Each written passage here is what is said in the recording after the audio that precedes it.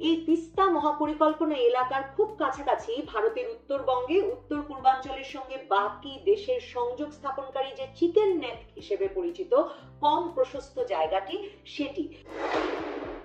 বাংলাদেশের উত্তরাঞ্চলে তিস্তা নদীর পানির ন্যায্য হিস্সা আদায় এবং তিস্তা মহাপরিকল্পনা বাস্তবায়নের দাবিতে ওই অঞ্চলের 5 জেলার 11টি পয়েন্টে দুদিন ধরে অবস্থান কর্মসূচি পালন করলো বিএনপি নেতা তারেক রহমান ওই 5 জেলার 11টি পয়েন্টে একসঙ্গে ভার্চুয়ালি যুক্ত হয়ে শুধু বক্তব্য রেখেছেন তাই নয়, বিএনপি মহাসচিব সহ বিএনপির সিনিয়র নেতাদের বেশিরভাগই এই সময়টায় ওই তিস্তা পাড়ে অবস্থান করলো। জাগো বাহে তিস্তা বাঁচাই এই স্লোগান দিয়ে তিস্তা নদী রক্ষার এই আন্দোলনটির প্রধান সংগঠক বিএনপির রংপুর বিভাগের সাংগঠনিক সম্পাদক এবং বিএনপি বলছে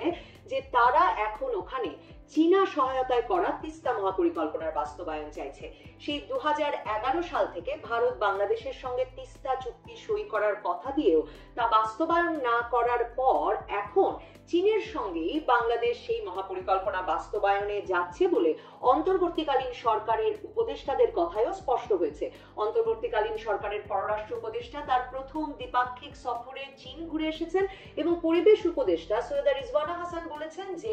চীনের মহাপরিকল্পনা বাস্তবায়নে তারা নীতিগতভাবে সম্মত হয়েছেন এবং চীন বলছে যে মহাপরিকল্পনাটি বাস্তবায়ন শুরু করার আগে আবারও নিরীক্ষা করে দিতে তাদের যে সময় প্রয়োজন তা 2 বছরের মতো এবং তারপর তারা সেই বাস্তবায়ন শুরু করবে। বিএনপি এখন এই তিস্তা বাঁচাও আন্দোলন এই সময়টিতে সম্ভবত করে তিস্তা মহাপরিকল্পনার প্রতি তাদের এই সমর্থন জানিয়ে রাখলো এ কারণে যে যাতে চীন নিশ্চিত বোধ করে, আশ্বস্ত বোধ করে যে ভূরাজনৈতিকভাবে অত্যন্ত গুরুত্বপূর্ণ ওই অঞ্চলে তিস্তা মহাপরিকল্পনা বাস্তবায়নে কোনো বাধা আসবে না, এমনকি যদি বিএনপি ক্ষমতায় আসে। তিস্তা প্রকল্প নিয়ে চীনের আগ্রহী হয়ে ওঠার একটা বড় কারণ হচ্ছে তাদের belt and road initiative BRI project. BRI প্রকল্পের মাধ্যমে চীন এশিয়া, ইউরোপ, আফ্রিকা মহাদেশকে এক সুতায় বাঁধতে চায় এবং চীনের বিআরআই প্রকল্পের আওতাধীন বাংলাদেশ, চীন, ভারত, মিয়ানমার অর্থনৈতিক করিডোর। এই পরিকল্পনাটি বাস্তবায়িত হলে ভারত বাংলাদেশ সীমান্তের 100 কিলোমিটারের মধ্যে চীনের একটা জোরালো উপস্থিতি হবে এবং এই তিস্তা মহাপরিকল্পনা এলাকার খুব কাছাকাছি ভারতের উত্তরবঙ্গে উত্তর পূর্বাঞ্চলের সঙ্গে বাকি দেশের সংযোগ স্থাপনকারী যে চিকেন নেক হিসেবে পরিচিত কম প্রশস্ত জায়গাটি সেটি। ওই অঞ্চলের কাছাকাছি আসলে চীনের অবস্থান থাকলে ভারতের জন্য এক রকমের নিরাপত্তা উদ্বেগ তৈরি হয়। সে কারণেই একদিকে ভারত বাংলাদেশের সঙ্গে তিস্তা পরিকল্পনা বা তিস্তা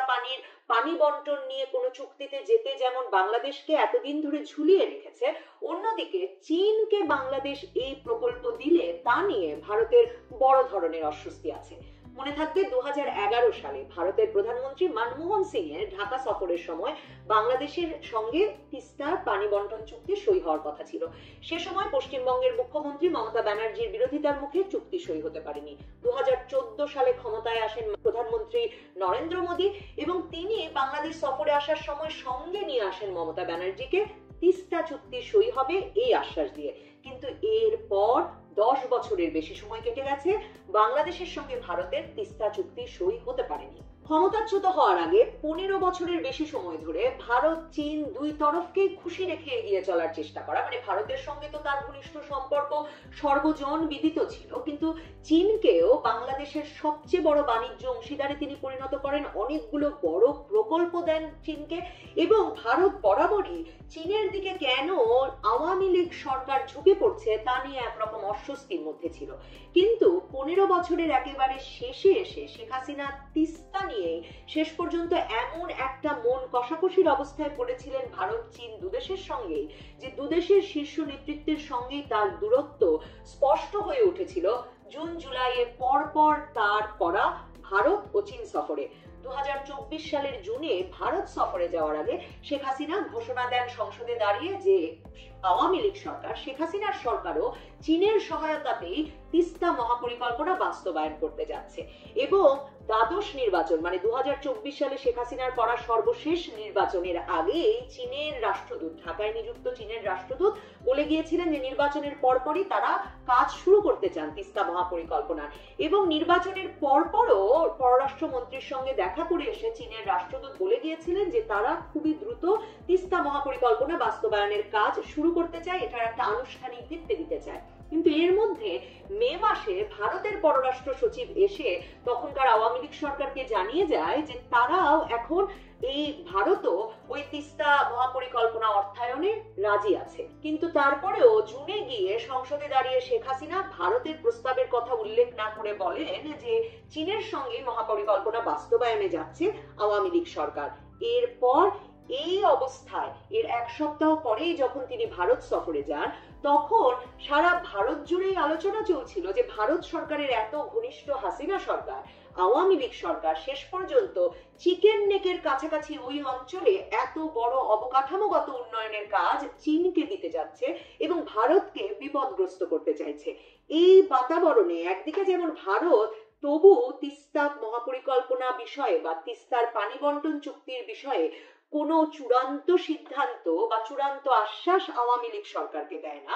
তেমনি শেখ হাসিনার ওই সফরটি কেন তিনি চীনের সঙ্গে যাচ্ছেন এই প্রশ্নের মুখে বেশ অস্বস্তিকর হয়ে ওঠে। এর 2 সপ্তাহ পরেই শেখ হাসিনা চীনে যান, তবে চীনে গিয়েও তিনি শেষ পর্যন্ত চীন অপেক্ষা করছিল যে তিস্তা মহাপরিকল্পনা বাস্তবায়নে বাংলাদেশ চীনের সঙ্গে যাবে এ বিষয়ে একটা চূড়ান্ত সিদ্ধান্ত ওই সফরে হয়ে যাবে। কিন্তু শেখ হাসিনা শেষ পর্যন্ত ভারতকে রুষ্ট করে জুলাই মাসে চীনের সঙ্গে তিস্তা মহাপরিকল্পনা বাস্তবায়নের সিদ্ধান্ত চূড়ান্ত করতে পারেন না। এই অবস্থায় চীনা প্রেসিডেন্ট শি জিনপিং এর সঙ্গে তার বৈঠকটি এতটা অস্বস্তিকর হয়ে ওঠে যে শোনা যায় শি জিনপিং নির্ধারিত সময়ের আগেই বৈঠক ছেড়ে চলে যান এবং শেখ হাসিনা শেষ পর্যন্ত সফর সংক্ষিপ্ত করে একদিন আগে বাংলাদেশে ফেরত আসেন।